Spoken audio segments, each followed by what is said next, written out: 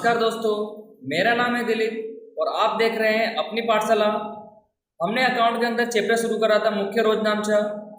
पिछले वीडियो में हमने मुख्य रोजनामचा का अर्थ और मुख्य रोजनामचा में लिखे जाने व्यवहारों को पढ़ा था, जहां हमने सबसे पहले प्रारंभिक रोजनामचे की शुरुआत करी थी।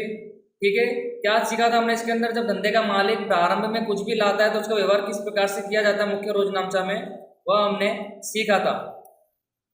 तो आज के इस वीडियो में हम सीखेंगे अन्य सहायक वहियों में नहीं लिखे व्यवहार। अब इसके अंदर क्या आता है? इसके अंदर आता है हमारे हुंडी के व्यवहार। अब हुंडी क्या होती है? तो हमने इसी अकाउंट के अंदर जो चैप्टर नंबर 1 सीखा था, उसके अंदर हमने जो थियरिकल सब्जेक्ट पढ़ा था, उसके अंदर हमने देनी हुंडी और लेनी हुंडी के बारे में अच्छे से समझा था। तो चलिए फिर से मैं आपको इस वीडियो में बता देता हूँ, जिससे आपका रिवीजन अच्छे से हो जाए। तो उसके लिए हमको एक एग्जाम्पल समझना पड़ेगा। मान लीजिए हम एक धंधे के मालिक हैं, ठीक है, और हमारे पास एक ग्राहक आता है आकाश नाम का। अब आकाश को हमारे धंधे में से 10,000 का माल उधार खरीदना है, क्योंकि वो ऐसा बोल रहा है कि अभी मेरे पास पैसे नहीं है, मैं आपको 10 दिन बाद रकम चुका दूंगा। बट आकाश को हम नहीं जानते, ठीक है, वो ग्राहक हमारे लिए नया है, बट फिर भी हमें आकाश के अंदर प्रॉफिट दिख रहा है कि अगर हम उसको 10,000 का माल बेचेंगे तो हमें कुछ ना कुछ प्रॉफिट होगा ही, ठीक है। और आकाश को भी हमारे माल के अंदर प्रॉफिट दिख रहा है कि अगर मैं यहाँ से 10,000 का माल खरीदूंगा तो मैं अपने धंधे में ले जाके इसको 12-13 हज़ार में बेच सकता हूँ, ठीक है। तो दोनों को यहाँ पर एक दूसरे के अंदर प्रॉफिट दिख रहा है, बट धंधे का मालिक यानी जो हम है आकाश को नहीं जानते, तो हम कैसे उसको उधार माल बेच दें? मान लीजिए अगर हमको पैसे नहीं मिले 10 दिन बाद, तो हमारा तो नुकसान हो जाएगा ना। पर अगर हमें फिर भी माल बेचना है आकाश को, तो कुछ ना कुछ रास्ता तो हमें निकालना पड़ेगा। तो रास्ता होता है धंधे के अंदर, ठीक है। अगर हमें किसी को उधार माल बेचना है और अगर हम उस व्यक्ति को नहीं जानते तो फिर भी हम उसे माल बेच सकते हैं। तो यहाँ पर काम में आती है हमारी हुंडी। हुंडी एक प्रकार का क्या होता है? दस्तावेज होता है, ठीक है, जिसके अंदर क्या लिखा जाता है कि मान लीजिए अगर मुझे आकाश को उधार माल बेचना है, तो हुंडी के अंदर यानी दस्तावेज के अंदर मैं क्या लिखूंगा?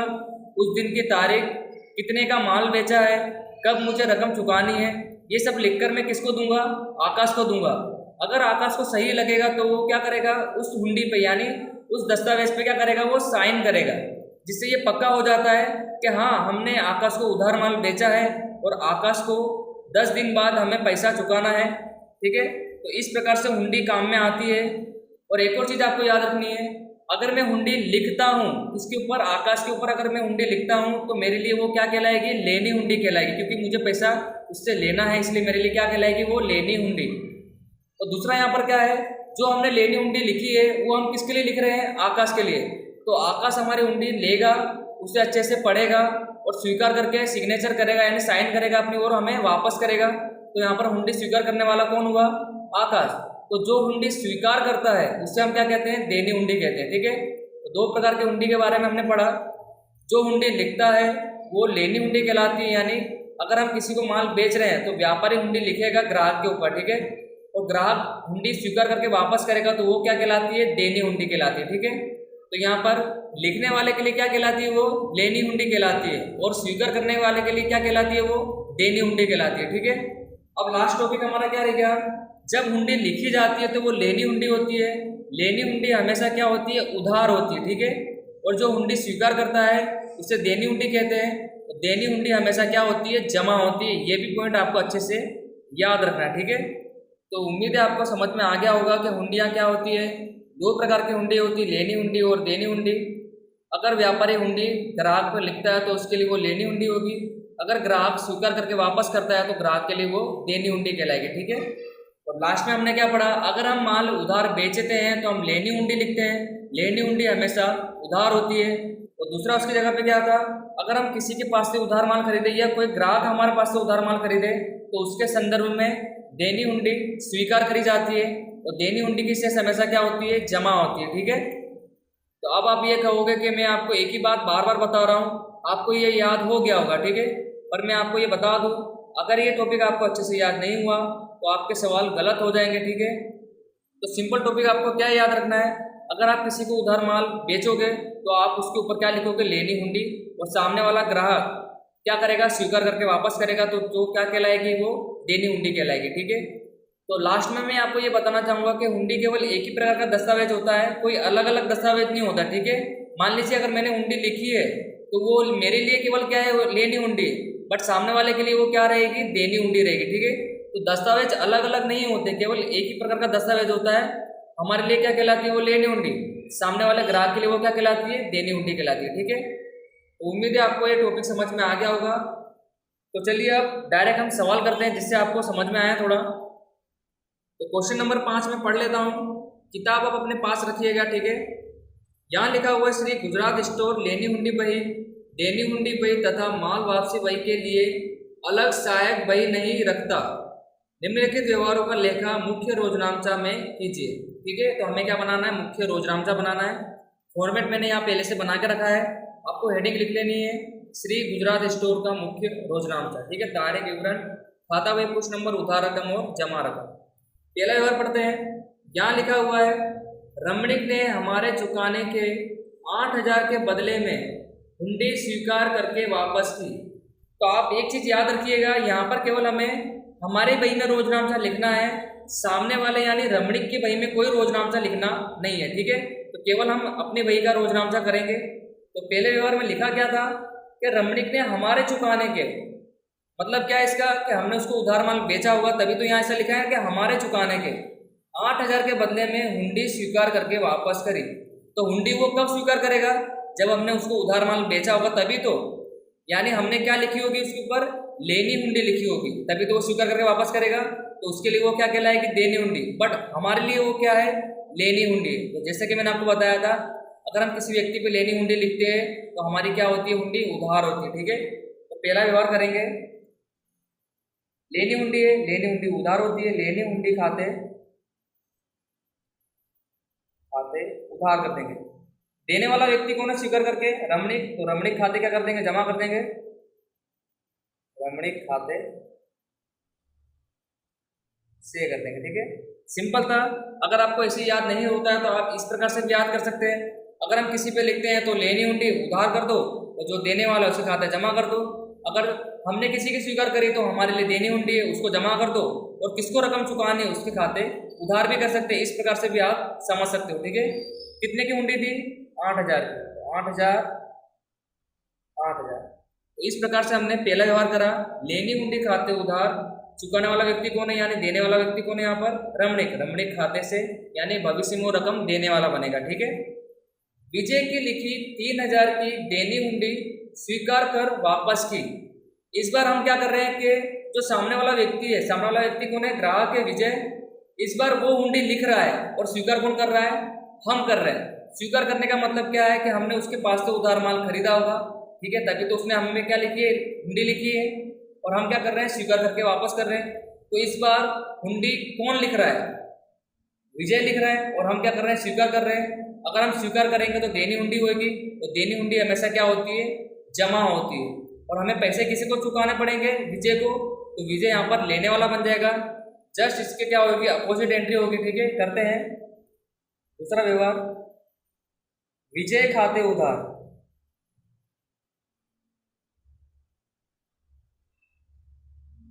क्या है, देनी हुंडी। अब इस बार हमारे लिए है वो, तो देनी हुंडी खाते क्या कर देंगे, हम जमा कर देंगे। ठीक है, क्योंकि इस बार हमने विजय के पास से उधार माल खरीदा, हमने किसी को बेचा नहीं है, क्या करा है, खरीदा होगा। ठीक है, तभी तो उसने हुंडी लिखी है, कितने की, 3,000। तो 3,000 3,000। उम्मीद है आपको समझ में आ रहा होगा धीमे धीमे। ठीक है, लेनी हुंडी है तो उधार करो, सामने वाला व्यक्ति देने वाला है, जमा कर देंगे। देनी हुंडी है तो उसको जमा करो, सामने वाले व्यक्ति को चुकाना है इसलिए उसको उधार कर दो, क्योंकि वहां पर व्यक्ति लेने वाला बन जाएगा। ठीक है, खातों के प्रकार के नियम भी आपको अच्छे से याद होने चाहिए। ठीक है, नेक्स्ट तीसरा नंबर का व्यवहार, रमणीक की लेनी हुंडी रमेश को बिक्री पुष्टांकन करके दी। समझिएगा थोड़ा ध्यान से, हमारे पास यहाँ पे जो रमणीक की लेनी हुंडी थी, हमने किसे दे दी, रमेश को दे दी। तो रमेश यहाँ पर कौन है, रमेश का मतलब है हमने इसके पास से उधार माल खरीदा होगा, हमको इसको पैसे चुकाने होंगे। हमने पैसे तो नहीं चुकाए, बट बदले में क्या दे दी, रमणीक की लेनी हुंडी दे दी। और लेनी हुंडी एक प्रकार की संपत्ति होती है हमारी, क्योंकि हमें पैसा मिलना होता है उससे। ठीक है, तो मान लीजिए रमेश के पास से हमने उधार माल कभी ना कभी खरीदा होगा, और रमेश को हम पैसे के बदले में क्या दे रहे हैं, हुंडी दे रहे हैं रमणीक की। तो रमेश यहाँ पे हुंडी लेने वाला बन जाएगा। ठीक है, तो लेने वाले खाते हम क्या कर देंगे, उधार कर देंगे। सिंपल एंट्री है, ज्यादा लोड मत लीजिएगा इस एंट्री में। सबसे पहले हम क्या करेंगे, रमेश खाते उधार, रमेश खाते उधार। ठीक है, क्योंकि हम रमेश को यहाँ पे हुंडी दे रहे हैं तो लेने वाला व्यक्ति कौन बन जाएगा? रमेश। और लास्ट में यहाँ पे लिखा भी है कि बिक्री पुष्टांकन करके दी, किसको दी? रमेश को दी। तो रमेश यहाँ पे लेने वाले खाते उधार। अब थोड़ा समझिएगा, जैसे कि मैंने आपको बताया था कि अगर हम हुंडी लिखते हैं तो हमारी लेनी हुंडी उधार होती है, बट अगर वही हुंडी हम किसी को दे देते हैं तो वही हुंडी क्या हो जाएगी? जमा हो जाएगी। तो रमणीक की जब हुंडी हमने लिखी थी तो हमने उधार करी थी, अभी यही हुंडी हम किसको दे रहे हैं? रमेश को। तो रमेश यहाँ पे लेने वाला बन जाएगा, बट धंधे में से हुंडी जाएगी, जाए तो हम क्या करते हैं? जमा करते हैं। और हुंडी एक प्रकार की क्या होती है? संपत्ति होती है। और जैसे कि आपने माल संपत्ति का नियम पढ़ा था, माल संपत्ति जाए तो जमा करते हैं। ठीक है, तो हुंडी इस बार जा रही है, जाए तो जमा करेंगे। तो लेनी हुंडी खाते क्या कर देंगे? जमा कर देंगे। ठीक है, समझना थोड़ा ध्यान से, देनी हुंडी नहीं है, यही हमारी लेनी हुंडी थी, पर हम क्या कर रहे हैं? दे रहे हैं किसी को। तो धंधे में से क्या आ रही है? जा रही है। ठीक है, जाएगी तो क्या करेंगे? हम जमा करेंगे। रकम वही जो रमेश की है। ठीक है, 8,000 की रकम ही हम चुकाएंगे, क्योंकि लेनी हुंडी की रकम थी कितनी? 8,000। तो 8,000 हमने उधार और जमा कर दिए। ठीक है, उम्मीद है आपको ये समझ में आया होगा। खाली आपको ध्यान से समझना है कि व्यवहार में क्या लिखा हुआ। और अगर सवाल में आपको ऐसा बोलता है कि विवरण लिखना आवश्यक है, तो जो हम व्यवहार पढ़ते हैं वही इसका क्या बन जाएगा? विवरण भी बन जाएगा। ठीक है, तो विवरण लिखना भी उम्मीद है आपको आता होगा। चलिए आगे बढ़ते हैं। चौथे नंबर का व्यवहार क्या लिखा हुआ है? 3,000 का माल परेश ने हमें वापस करा।